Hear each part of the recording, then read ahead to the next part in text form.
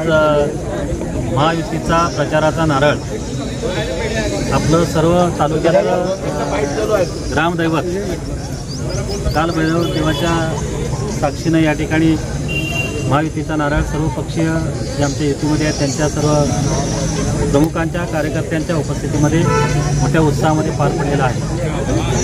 आणि आजपासून आता निवडणुकीपर्यंत आम्ही महायुती म्हणून एकजुटीने काम करणार आहोत याची ग्वाही या ठिकाणी आम्ही सर्वजण देत आहोत। आणि महायुतीचा उमेदवार केंद्रामध्ये नरेंद्रजी मोदी पंतप्रधान व्हावेत ही देशाची गरज लक्षात घेता सर्वजण सर्वांचे मतभेद विसरून एकत्र येऊन या ठिकाणी मोठ्या मताधिक्याने आमचे माजी मुख्यमंत्री केंद्रीय मंत्री आणि आमचे महायुतीचे उमेदवार आदरणीय नारायणदादा राणे यांच्या प्रचारार्थ आम्ही सर्वजण आज सुरुवात करत आहोत आणि मोठ्या मताधिक्याने आम्ही त्यांना निवडून देणार असा निर्धार या ठिकाणी आम्ही या ठिकाणी देत आहोत।